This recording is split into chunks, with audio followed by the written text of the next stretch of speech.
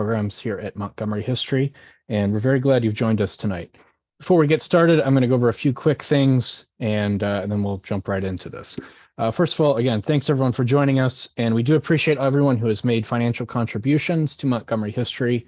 We could not offer free programs like this without your support. And if you'd like to make a donation to support free programs such as this, please visit our website at montgomeryhistory.org and click on the Donate Now button, and it will guide you through the process. We will be doing a Q&A session at the end of the program, so feel free to submit questions at any time, and we'll get to as many of those as we can at the end of the program. Next week, we'll have a special presentation from the Maryland State Archives. Rachel Frazier will be presenting on spooky stories from the State Archives, timely with Halloween. I think that'll be a great program. Came highly recommended to me, so I hope you'll enjoy that as well. With that, I would like to introduce Amelia Brust, who is a board member at the League of Women Voters of Montgomery County, Maryland. Thank you, Matt. Good evening, everyone. And on behalf of the League of Women Voters of Montgomery County, Maryland, thank you for attending tonight's webinar. My name is Amelia Brust, and I'm on the board of the League of Women Voters of Montgomery County, Maryland, which is a nonpartisan, nonprofit, and volunteer-supported organization. Most people probably know the League of Women Voters as the authors of the Invaluable Voter's Guide, or as the women and men running voter registration booths at your local farmers markets and community events, or as the people behind candidate forums come election time. Our legacy is centered around voter education and defending voting rights for all levels of government. So some of you may be wondering why we are concerned with tonight's presentation. That's because since 1983, the national body of the League of Women Voters has held the position that public policy in a pluralistic society must affirm the constitutional right of privacy of the individual to make reproductive choices. The League came to this position after much study and a vote of its membership across all 50 states. In the decades since, the League has lobbied against congressional attempts to overturn Roe v. Wade. We have joined multiple lawsuits against attempts by federal agencies and state governments to limit abortion and contraceptive access. We have fought laws that would censor abortion information from panelists.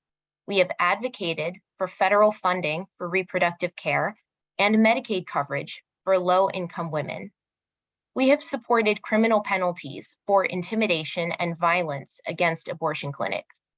And we have fought countless attempts by governments to take decision-making around reproductive care out of the hands of the patient, thus violating the constitutional right to privacy. In other words, this is not the League's first foray into the abortion debate. We are intertwined with the history of abortion policy in the United States. And history is what tonight's discussion is all about. We were founded in 1920 on the principle of access to voting, access to information, access to government, and access to opportunity. The Supreme Court's ruling to overturn Roe v. Wade this year, as well as the growing roster of abortion bans, restrictions, and penalties from states around the country, are contrary to that principle of access. And although the League's namesake is women, our position applies to all individuals who need or desire reproductive health care. Privacy is not a gender-specific right. The League of Women Voters is nonpartisan. Unfortunately, the debates around abortion, healthcare access, and women's rights are not. Nevertheless, we believe no party or ideology should get to determine where learning and the flow of information in a free and democratic society begins and ends. If you would like to learn more about the League of Women Voters of Montgomery County, Maryland's work, how to join, and how to support our work, please go to www.lwvmocomd.org or call our office at 301-984-9585. Thank you again for your attention, and I will now turn it over to Matthew and Dr. Leslie Reagan. Good evening, everyone. I'm Matt Logan, the Executive Director of Montgomery History. Amelia, I want to thank you and everyone at the League for your partnership and your assistance in helping to get the word out. We have a very large audience this evening, and I couldn't be happier to welcome you here and to thank you for attending tonight's special history conversation. We're thrilled to have Dr. Leslie Reagan here with us to share her research on the history of abortion. If you've been a supporter of Montgomery history for long, you've probably heard us talk about the need to make local history even more relevant, accessible, inclusive, and engaging than ever before. We organized this program with just that in mind. The topic of abortion is obviously one that can incite passions. So our goal tonight is to go beyond the rancor and sound bites to better understand the long history of the practice and the implications of its criminalization in the United States, beginning in the 19th century. We believe we have an obligation to bring these issues to the forefront. It's a reminder to all of us, quite simply, that history matters. Now it's my pleasure to introduce tonight's speaker. Leslie Reagan is professor of history at the University of Illinois Urbana-Champaign with affiliations in gender and women's studies, media studies, and law. She's the author of When Abortion Was a Crime, Women, Medicine, and Law in the United States, 1867 to 1973, which is the go-to book on the century when abortion was illegal. It was awarded the James Willard Hurst Prize for the best book in socio-legal history, and was also cited in both the amicus brief submitted to the Supreme Court by the American Historical Association, as well as in the dissenting opinion in the Dobbs ruling. Dr. Reagan has also published the award-winning Dangerous Pregnancies, Mothers, Disabilities, and Abortion in Modern America. She appears frequently on NPR and has written for the Washington Post, Slate, and Ms. Magazine. She also serves on the steering committee of our local ACLU. And now with that, I would very much like to welcome Dr. Leslie Reagan.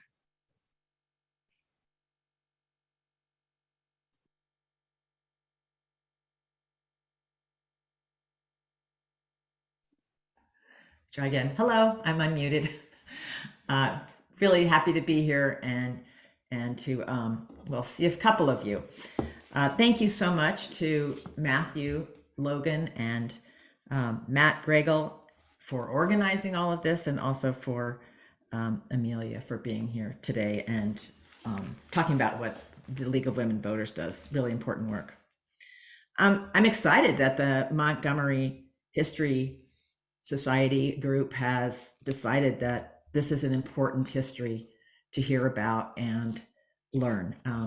I've spent a lot of time doing research on it, and there are a lot of myths out there. So I very much appreciate being invited. So I will be sharing my screen, but I wanted to begin with just that today I'm going to talk about the long practice of abortion in the United States and the Americas. Abortion is an American tradition. It's not new. It's not something that started in the 1960s or the sexual revolution or the pill. And we have a long history. We also have a long history of forced birth, both through gender demands for gender conformity and the forced birth, pregnancy and births of enslaved Africans. Second, I want to talk about the criminalization of abortion in the 19th century and its consequences. And then finally, a quick look at the activism that changed the laws and policies that resulted in Roe. Okay. Oh, I have to, sorry. Even though I've done this a few times. All right. Hopefully. It's looking You good. can see it. Okay, now I have to move a bunch of things so that I can see what's going on. Okay, so there are the books. We've given you the code. So abortion is an American tradition. That tradition, plus the changing and worsening conditions of illegal abortion after World War II, drove the movements to decriminalize abortion and led to Roe versus Wade. Okay, next slide. It's not, there we go. It's long been practiced by indigenous people, by Europeans, by enslaved Africans, and it was called restoring the menses. What we think of as abortion, starting from conception on, was referred to as restoring the menses or taking care of an obstruction. Abortion only referred to the moment after quickening. So early European settlers of the Americas, enslaved Africans and Native Americans all had knowledge concerning the restoration of the menses that women shared among themselves with daughters, sisters, and neighbors. European Americans could also look for treating the suppression of the menses in published health manuals. It could be sitting on a shelf in their own homes. A copy of William Buchan's Domestic Medicine, published in 1774 and republished many times and sold broadly throughout into the mid-19th century, or something called the Married Lady's Companion. All of these guidebooks included advice for all kinds of health problems, and they included similar advice for restoring menstruation through bloodletting, bathing, or solutions composed of quinine, black hellebore, or juniper. So on this slide, I'm showing you over here in this far left corner, black hellebore, which is from Europe. If somebody in the US wanted to use it, they'd have to import it, which made it more expensive. At the top, we have black cohosh, and those roots were used by indigenous peoples to bring their menses back. Enslaved Africans knew about cotton root, which is the other root down here at the bottom of the slide, and also used snake root and okra. And then juniper was widely used in the Americas because it was also grew wild, so it was pretty easily available.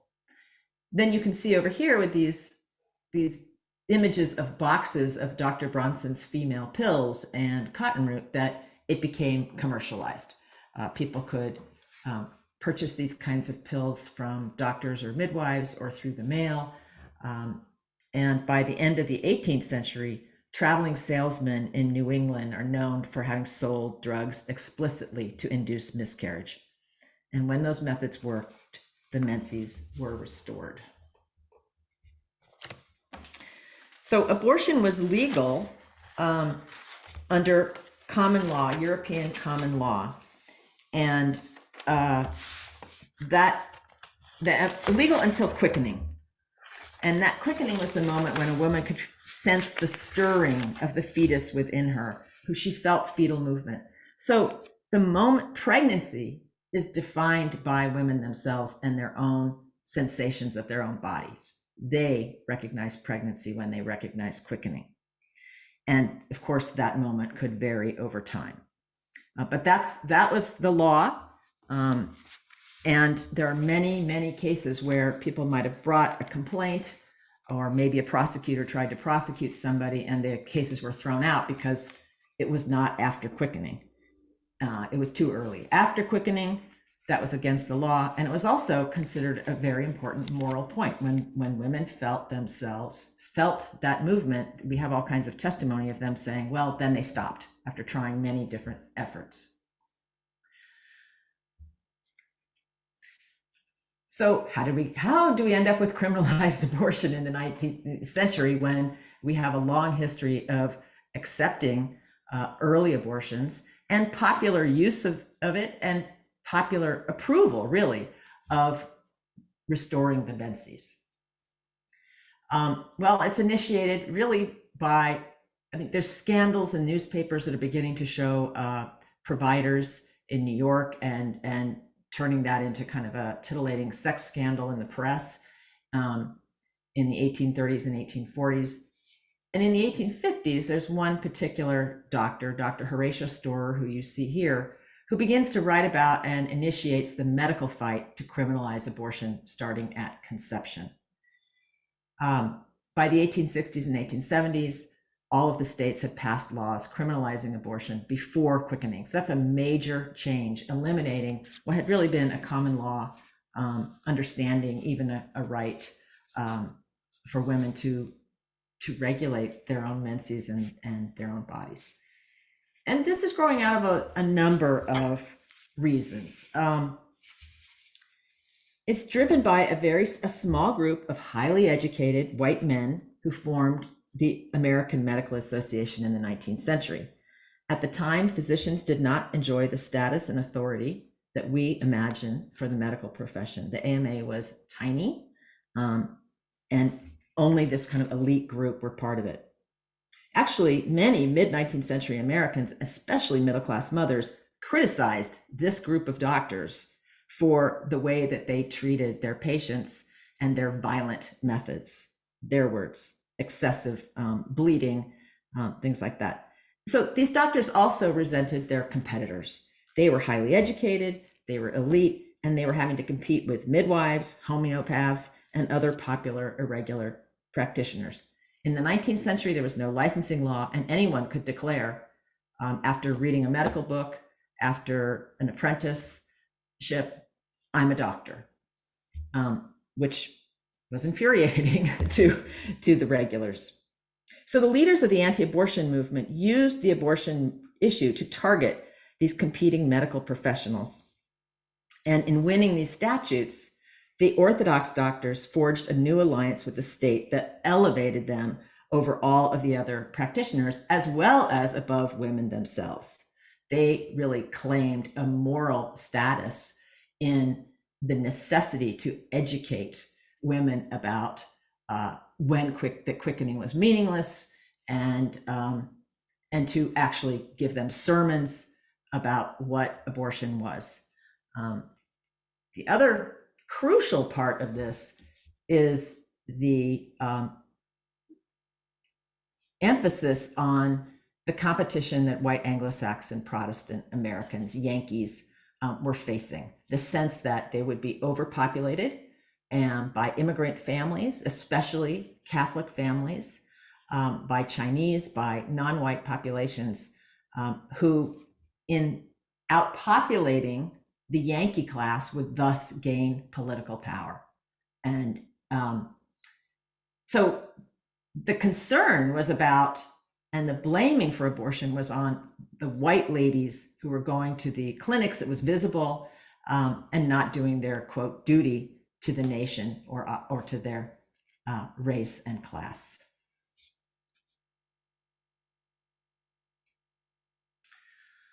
So although the laws were changed in the 1860s and 1870s, banning abortion from conception on, many of those laws did include women themselves, and they all included exceptions that allowed doctors and doctors only to perform abortions for medical reasons, for reasons that they considered to be medically justified to save the woman's life or her health, depending on the state law. Still, many Americans believe in quickening, and they still obtained abortions. I have here images that are not about these specific women having had abortions, but to illustrate the range of people that have every class, every nationality, every citizenship status, every race, every religion, every marital status. Women from all of these groups had restored their menses, brought on their menses, dealt with obstructions, and had abortions. This was not at all uncommon. It's not something they did talk about it among themselves, with a sister, with a mother, with a boyfriend, with a partner, but they didn't proclaim it in a political movement. And given that it'd be very hard to talk about sexuality at all. So that has given some people the impression that abortion didn't exist until the 1950s or the 1960s. It did. And it was something that was used by every group of women and families in the country, and was actually acceptable. Now, how do they get abortions? I mean, first, people perform it themselves. We've already talked about the drugs that you might get. They also would help each other, and they would use various items that they could find at home or at a drugstore, whether that was a knitting needle, an orange stick, cotton, a chicken feather. There are things that are clearly available at home domestically, or that you could purchase at a pharmacy. And there are sort of cultural and regional differences in what people use and what they know about. So once we have these laws, they have to be enforced. And I begin here with the coroner, because prosecutors quickly learned that they couldn't get convictions if they prosecuted in cases where there was no body, there was no dead body and injuries. People wouldn't convict. And I have even found a few of these kinds of remarks from jurors in the early 20th century asking, you mean it doesn't matter if she asked if she wanted the abortion? And then they're quickly shushed up that no, it doesn't matter what her wishes were. It's criminal. So they really couldn't convict. And of course, there were deaths related to abortions because people are performing them themselves, or there's an ineptly performed abortion. And the coroner focuses on this. This is where the law enforcement focuses, is on the cases where a woman died, and they try to find the practitioner and put him or her out of business. So you could see it as a method of medical malpractice, right? The people who are actually good at this really don't get pursued. The people who make mistakes, who aren't safe practitioners, may end up facing prosecution. Of course, you have to keep in mind that childbirth is incredibly dangerous at the time as well. And no doctor was ever prosecuted. And maybe there's one somewhere that we don't know about. But as a general rule, they're not prosecuted following a death in childbirth or infant deaths. It's only in these abortion cases. This is the Cook County coroner in the 1910s, and he was very active in going after abortion cases. Now, what that ended up meaning was the only way to get evidence was from women themselves. And the coroner, with a dead body alone, that wasn't helpful. What the coroner wanted were called dying declarations.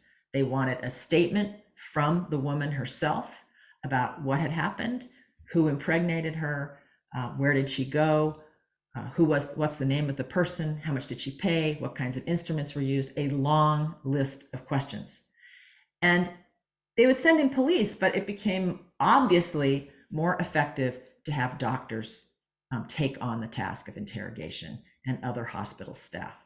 And they were brought into this really through the threat that, if they were taking care of somebody following a miscarriage, they're completing a miscarriage, a spontaneous abortion. There's no way to know the difference between them. And someone died, they would be prosecuted. The coroner would bring charges against the doctor. And so they're threatened. You have got to call the police. You have to collect these statements. And so that's what happened. Doctors and hospital staff, in a hospital or in someone's home, collected information and insisted on getting the information from women. If they survived, many doctors would just throw that statement away and it would never be known. But they also called in police, and they would ask these, intrusive questions about the patient's sexuality, her body, and then if they could find the midwife or the doctor or whomever who had performed the abortion, they would bring them into the hospital and ask her to identify, yes, this is the person, and name her.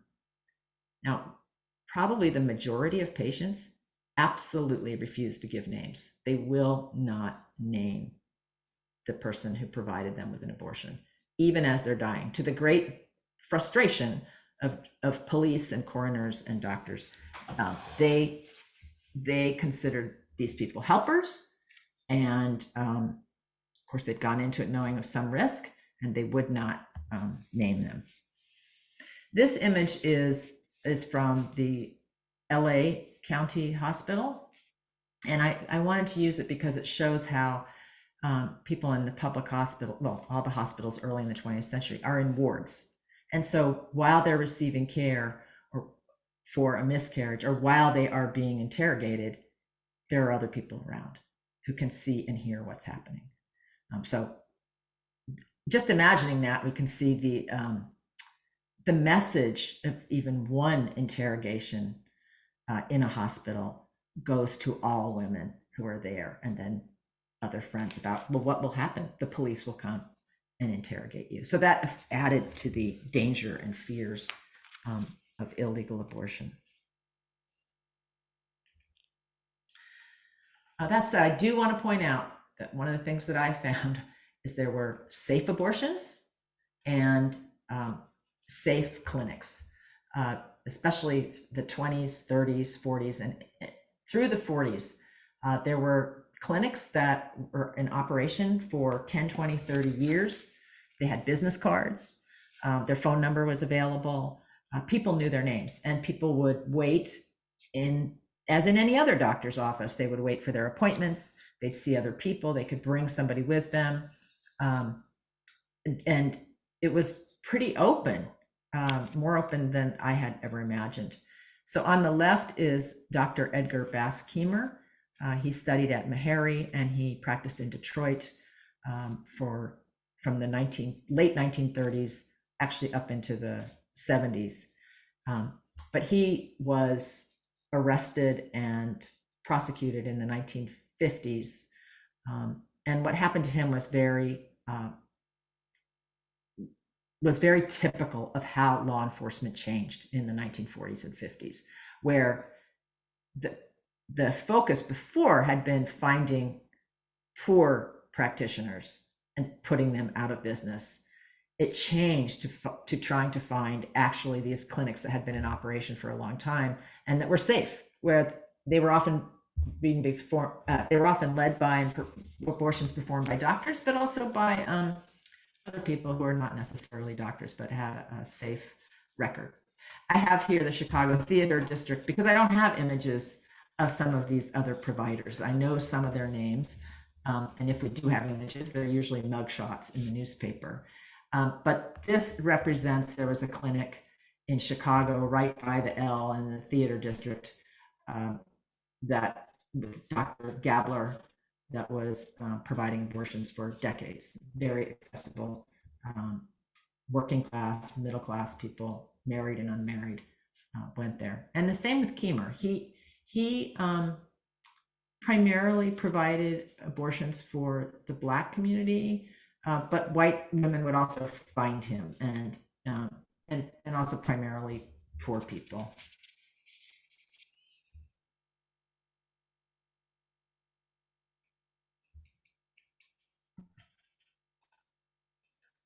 There we go.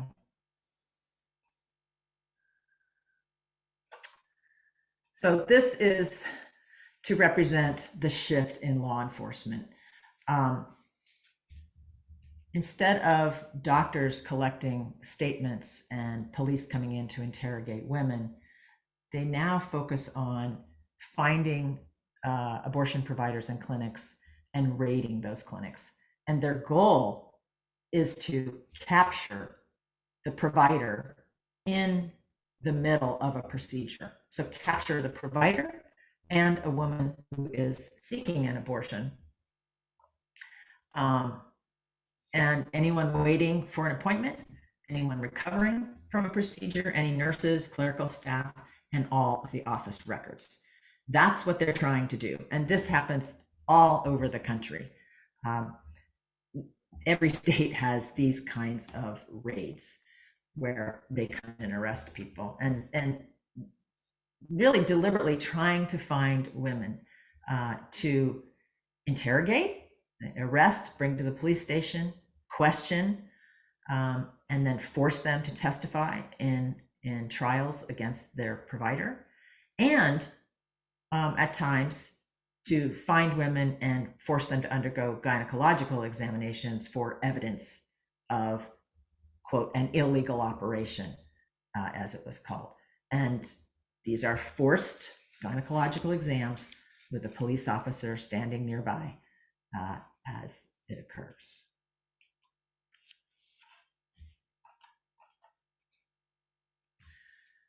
Women's bodies were the evidence, and women's bodies and people who can get pregnant, I realize it's not only women, are the ones who will be pursued for evidence to enforce the new bans that we have, and probably it's going to be about half the country. There is no way, despite what the anti-abortion movement says, to prosecute providers without also involving the people who have abortions, women, pregnant people, in being caught up in that law enforcement investigation. The law enforcement is the punishment, regardless of whether anyone is arrested, jailed, or prosecuted. Having to go through this experience of being interrogated, forced to speak in public in mostly male courtrooms, and forced gynecological examinations, that's punishment. You don't have to throw people in jail. But we know women are also already going into prison and are incarcerated as laws that were written to turn the fetus into a human are being into a live human being with rights, are being put into practice, and people are prosecuted for delivering drugs to a minor while pregnant. There are a couple of thousand people who've already been incarcerated, and there are people in prison now for their pregnancies, their miscarriages, their stillbirths.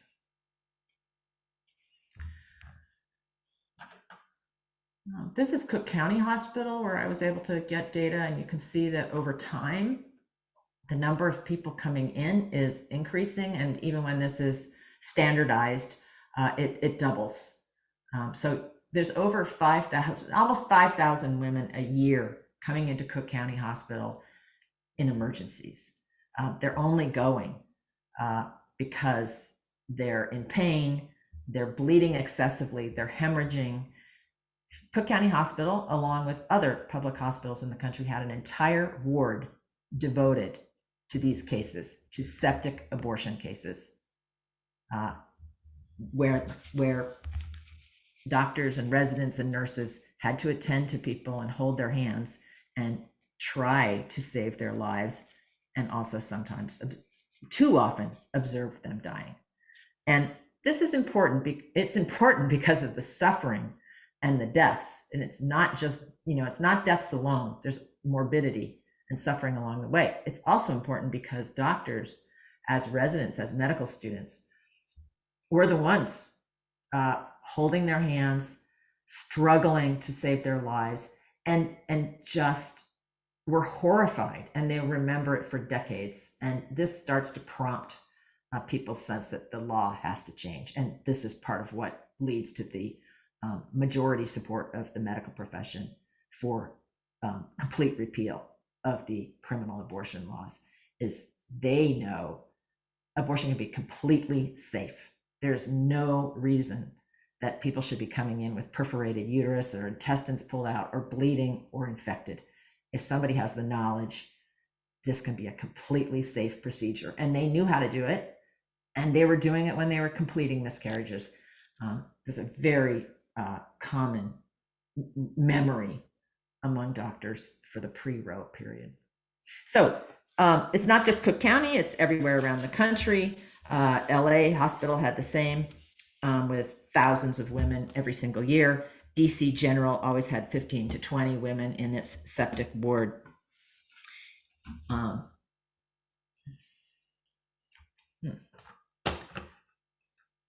Let's see. Okay.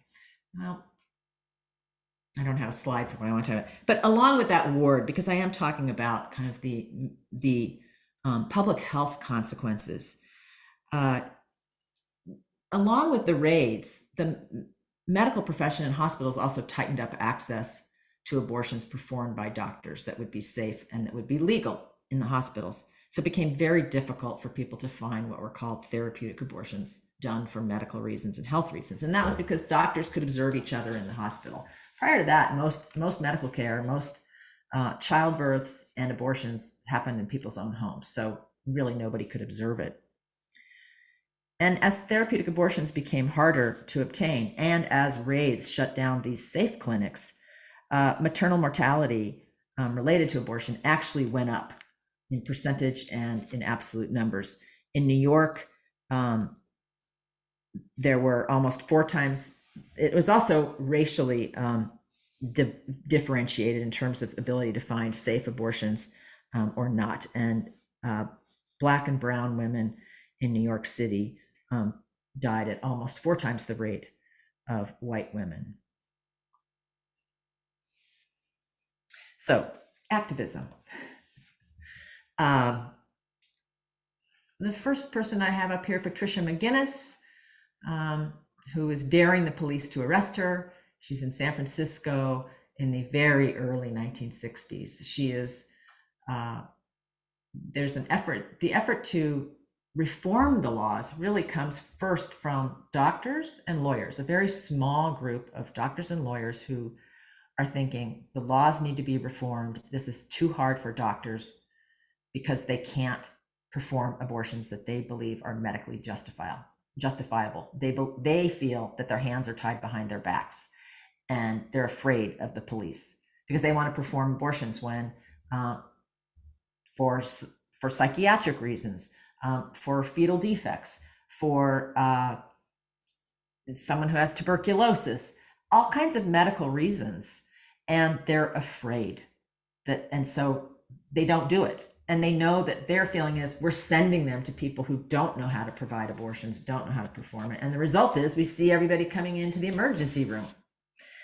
And they knew that there was such a difference in race and class. You know, the people who had wealth often were able to get those legal abortions or find a medical friend or, you know, a husband or a buddy who would help them. And low-income women and Black and brown women had a much harder time. They, of course, performed abortions themselves. They found ways, but the mortality and rates were clearly very, very different by race. So McGinnis, so these first efforts at reform laws, they first talk about it in the late 50s. They start to be brought into state legislatures early 1960s, 60, 61, 62.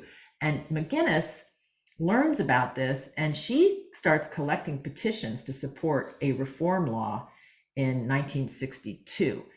And she goes around and asked people to sign a petition and talked about it with them. And people didn't just sign it. They didn't know, why are we talking about this? You know, and she would explain what the law was and why it was important. And you know, people agreed with her and they would sign it. But she said it took about 45 minutes. Each person had to talk about it because this was new, this conversation about abortion and conversation about the law. By 1966, she is out on the streets passing out flyers, telling people where they can go to get safe abortions, giving them names of people in Mexico and Japan and England, and also providing instructions on how to do it yourself. And as this headline says, trying to get the police to arrest her. The police didn't want to have anything to do with it and would not arrest her. But she ran workshops on how to do abortions yourself and around the country, provided this information, and always said it is far better to spend the money to go to Mexico and have an abortion than to do it yourself. Because if you do it yourself, you're likely to end up in the emergency room being interrogated by police. And she's the one who drew that cartoon. She's a working class Irish Catholic woman who had induced her own abortions and had gone to Mexico for abortions. And as a med tech in the military had seen how people were treated. So she's really the first one who says the laws need to be completely repealed. Then we have the Chicago Women's Liberation Union, which you may have heard of, which began by, in the same way, giving names to people who were looking for abortions, giving them a phone number, and then eventually started working with somebody in Chicago who was their specialist, and then learning from him how to perform abortions and providing abortions themselves until they were all busted in a raid and arrested. And then down here, I have an image of the Gainesville Women's Health Center, and Billy Avery, just to represent Florida and African Americans' involvement. Florence Avery, she says, Billy Avery says she was really one of the few Black women who were involved to this degree. It just mattered to her so much, and she just, these became her friends, and she worked with them. But it began in Florida. There's somebody who was living in the dorms, and she started being asked, and she knew of one person, asked her about where she could go for an abortion. She gave her a name. And then from there, more and more people came to her, and she would send them to somebody in New York and to a nurse in Miami for abortion. So the people who became the links, who gave out the phone number, the name, often it was just like this. They happened to know somebody, and maybe they'd had an abortion themselves, or they knew that someone, a sister, a friend back home, and they would give out the phone number. And then there would be more and more and more requests. And that's how, for all of them, that these became, underground activists work, because there was so much demand. And then Jane comes out of that. The Chicago Women's Liberation Union is somebody who was an activist who was realized that they needed to take it on in terms of activism.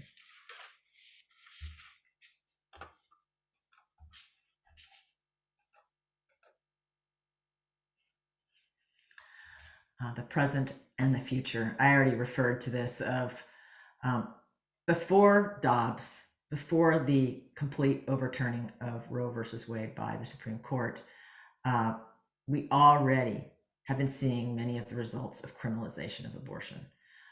We have women who are being shackled during childbirth, and almost all of them are Black and brown. All of them are poor because they're in prison, and they bring them in and shackle them when they're delivering, or they're suspects. And usually it's for things like writing a bad check. These are not for any kind of violent crimes or anything. And the interrogation, prosecution, and incarceration of women for miscarriages and stillbirths. And this too, again, this came from doctors in a public hospital who initiated this system in North Carolina of reporting testing without consent, just doing tests on the babies or on the mother. And then if they found evidence of narcotics, of illegal drugs, they reported them to the local police, and then they were arrested and prosecuted and convicted of delivering drugs to a minor. And this came from people in medicine who took it on as their job to investigate and prosecute mothers for their and incarcerating them. And of course, it's notable, it's a public hospital. This doesn't happen in private hospitals. Now the situation that we're in, this cartoon is from over 10 years ago, and kind of says where we are. Riley, a 9-month waiting period. Choice means which state you choose to live in. I am going to stop this. Not that I can see you. I would love to be able to see all of you. And just say that in terms of Dobbs and the states where it's now illegal, I expect we'll be seeing many of these methods of enforcing the law that I found in my research that are intrusive, humiliating, and more incarceration of women, and people who are pregnant for their reproductive behavior, right at the moment that we are trying to decarcerate people for drugs. And we know what the results of the drug wars were. So the possibility of incarceration expanding by the thousands is very high. And we will see, changes in maternal, we will see people who die, we will see people who are injured as a result. Right now, a lot of what's happening is invisible. We have some stories now and again, but much of this will be invisible. And the good part is there are now active movements. People have learned from the past. They're learning from Latin America and the struggles elsewhere in the world to legalize abortion and how to provide abortion safely when it is illegal. So there's an active movement, again, to make sure that abortion is legal and safe in the US. I think I'll just stop there because I'm curious about whatever you might want to talk about. Okay, thank you so much. I'm also going to drop your the link that you, of course, the link for the book is in the chat as well, and then the amicus brief, I'll drop that in the link as well. They're in the chat, chat as well. Sorry about that.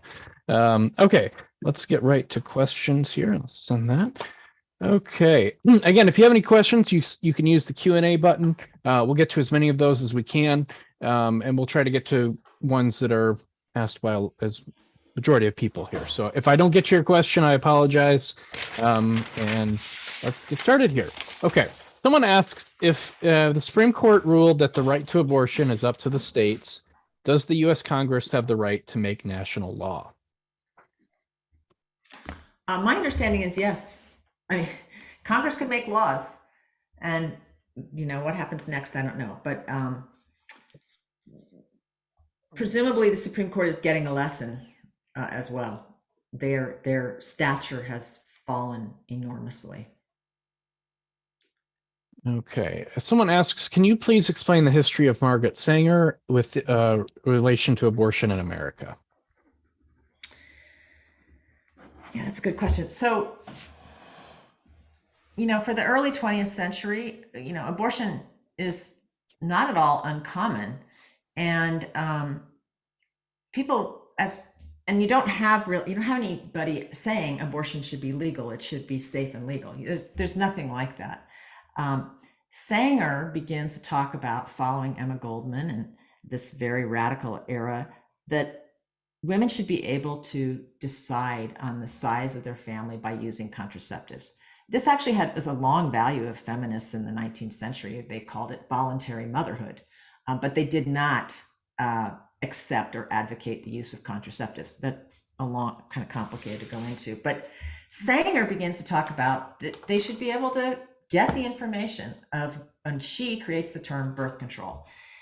And her argument is, working class women, they're having so many children, it's destroying their health, it's destroying their sex lives, their romantic lives with their husbands. And they are really just producing workers for capitalists and producing cannon fodder for the military. And so that's her language at the very beginning, is really, she focuses very much on sort of the marital sexual relationship. And that's what made it so incredibly shocking. She opens up a clinic, which is illegal, advertises it with flyers that say, you'd have, don't kill your baby, don't have abortions, come here for birth control. And it's in Yiddish and Italian and English. So she's really trying to get, all of the different groups, the working class people in the neighborhood. And lots of people come to this clinic and then later clinics. And over again, she and the movement complain that there's a certain percentage, a high percentage of people coming in who are in fact pregnant. And they have to try to explain to them that no, birth control does not mean that we're going to help you bring your menses back. that we're going to find a way to terminate it. The birth control movement actually is the one that separates abortion and contraception in terms of morality. They argue birth control is moral. Being able to decide on the number of children in your family, when you will have children, is moral and should be legal, and abortion is illegal. So they're trying to make this differentiate, is immoral.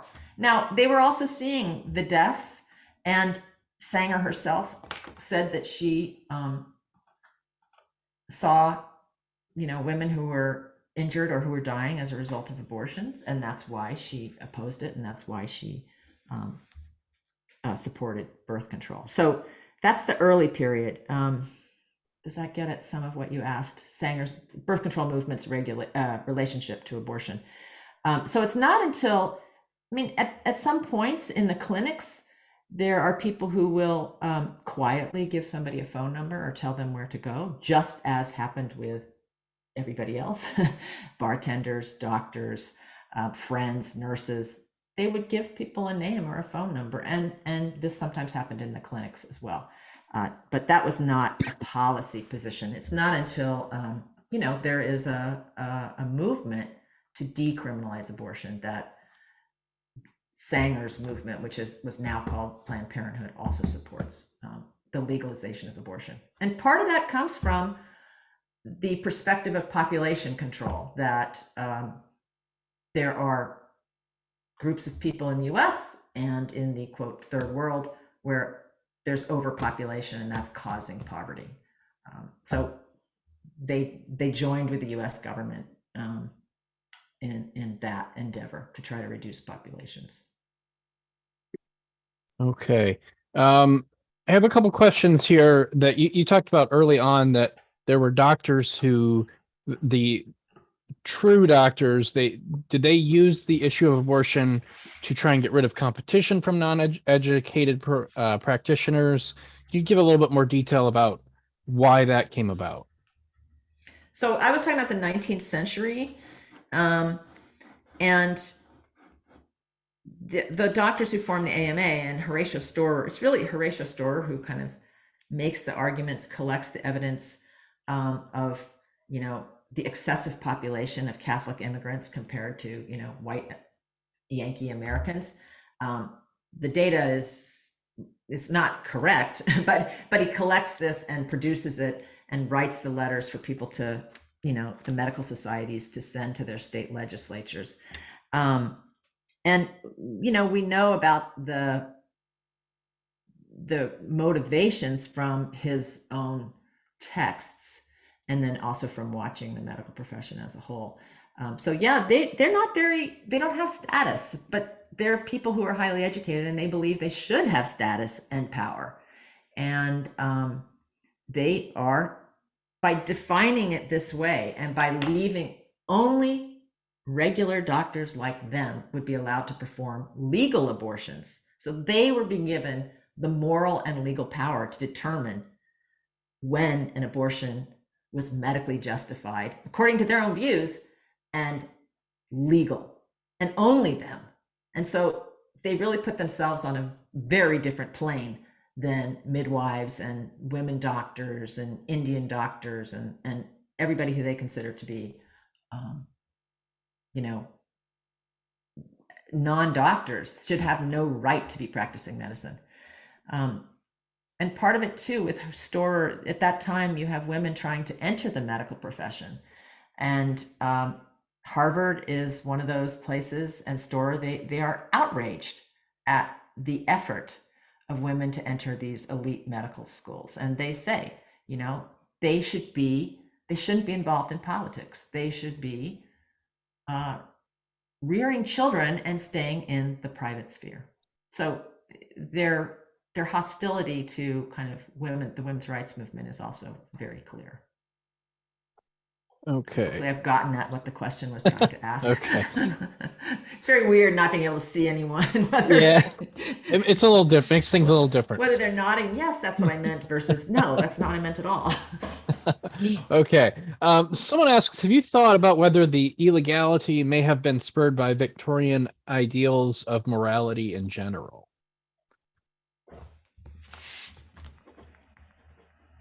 Well, this isn't my thinking. This is based on my research and other people's research. And one of the things about the Victorian era is we have an image of them as being completely sexually repressed, and that's not accurate. They talked about sex all the time. The industry of producing erotic materials and books, of course, begins in the 19th century and quite popular until people like Comstock, Anthony Comstock wants to shut it down. He's part of what becomes the YMCA in New York, and he's concerned about the morality of soldiers in the Civil War. There are efforts to rethink marriage and gender and family, where people are trying out different kinds of modes around sexuality and marriage, the Shakers, various free love groups.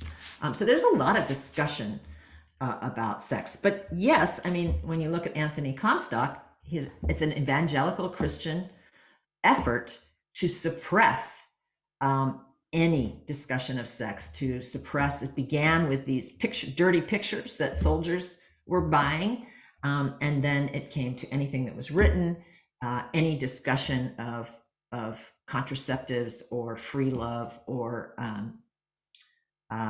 abortion, and they're all pursued together. The Comstock Law, it was a congressional law passed in 1873, which banned the use of the mail for selling or transporting pornography and anything to do with abortion. The two were equated.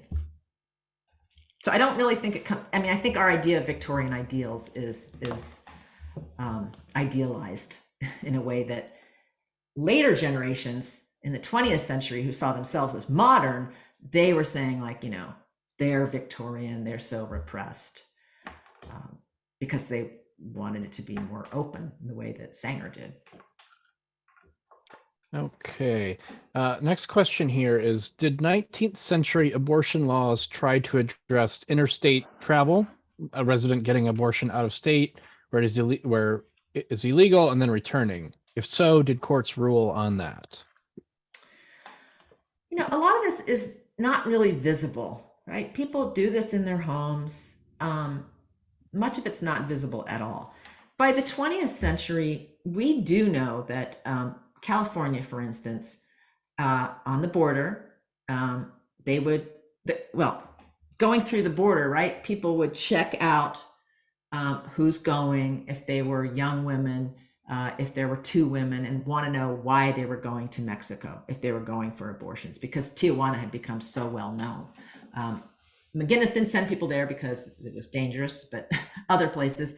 So they definitely pursued people, and then they would contact the authorities in Mexico, or they would go into Mexico themselves in pursuit of women seeking abortions, and sometimes try to prosecute them too. In Europe, this happened as well when England liberalized its law in 67, 68. Germans went after the Germans, women who had gone to London for an abortion and come back. So yeah, some of that did happen.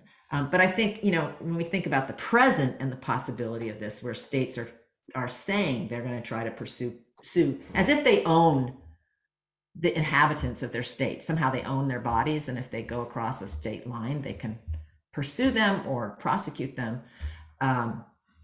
But we are used to being able to travel, and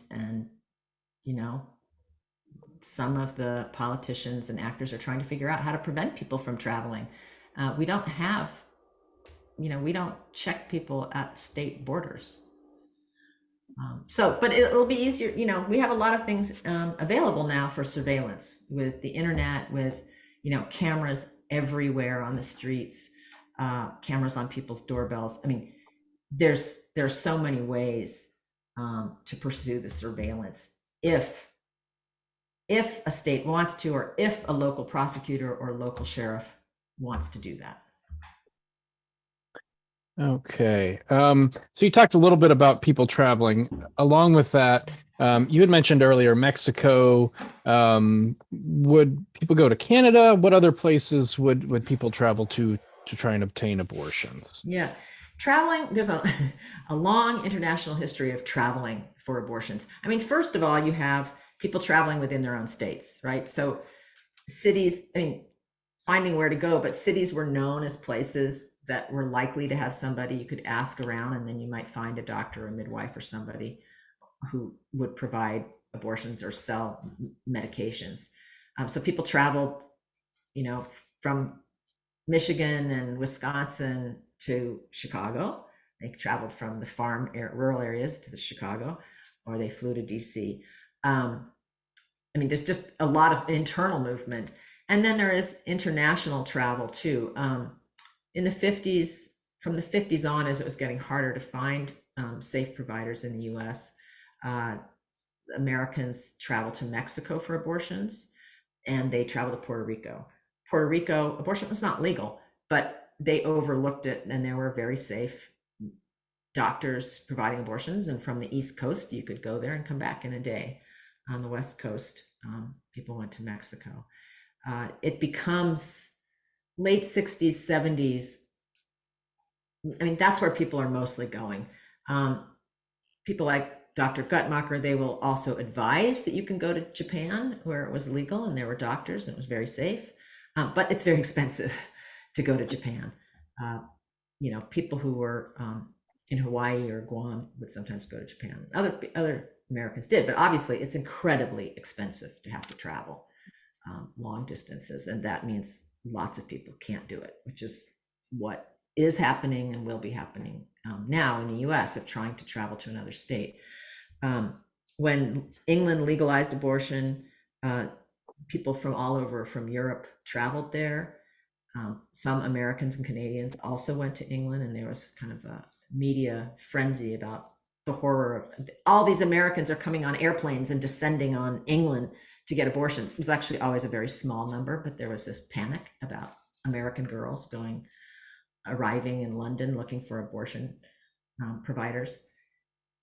Canada, similarly, well, as it gets legalized in the US, it's legal in New York in 1970 and in Washington. Canadians on the East Coast go to New York. Canadians on the West Coast go to Washington for abortions. People in the middle, there were activists who knew they could have a certain number of abortions done in the hospitals by doctors in the middle of the country, and they tried to save those for people who didn't have money, and the wealthy women were told to go to New York. So yeah, there's a lot of travel, and Europe. The place to go was Eastern Europe, behind the Iron Curtain, where abortion had again been legalized in the mid-50s in the Soviet Union, and then all of the other Eastern European countries. It was inexpensive and safe. Okay. Well, we are getting, it's after 8 o'clock here in in Maryland, but I want to kind of close on this question because it's kind of more of a local connection here. Mm-hmm.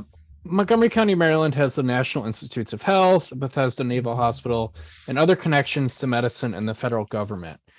Are there any significant connections to the National Institute of Health that are related to the abortion movement, the women's rights movement that you are aware of and that you can discuss? Well, actually, I had abortion cases to tell you about, but there were certainly people who would, try to do things openly, vouch and break the law and get caught. There were psychiatrists who were knowingly writing letters saying this woman will commit suicide if she doesn't get a legal therapeutic abortion. So all of the things that were happening in other places were also happening in the DC, Maryland, Virginia area. At the NIH, I mean, I wouldn't know about individuals but the one thing that I do know about is during the German measles epidemic in the early 1960s, where if a pregnant woman was infected by rubella, there could be birth defects as a result, or miscarriage and early deaths of newborn deaths. So the medical profession really thought, this is a reason for an abortion, and they would provide therapeutic abortions. But it was hard. Some did, some didn't. But you couldn't. It was hard to find to verify whether you had rubella. There were no tests. There was no way to verify that you'd had it, other than if you were around children who had it, or happened to remember. And there was no vaccine. So the NIH was actually involved in creating a blood test that could verify infection. And the reason and the rush to create the blood tests and to create a vaccine were very much related to abortion, because they knew that people were desperate and they wanted to know, am I infected or am I not? Because if I am, I'm going to have an abortion, however horrible, however much I wanted this pregnancy. Most people, if they knew, would seek an abortion, and others, if they weren't infected, then they wouldn't have to have an abortion. So this was definitely understood by the scientists, the desperation of women to be able to have a clear answer about their infection status. So, and the vaccines, I also think, were partially come out of NIH, but I'd have to go double check on that. Okay. So, there's certainly involvement in around illegal and legal abortion in the area, then and now. Okay. All right. Well, as we close, two things here. I'm going to put a link again for Dr. Reagan's book in the chat. And Dr. Reagan, as we close, are there any final thoughts you have for us? Anything that we missed that you wanted to mention? Closing thoughts.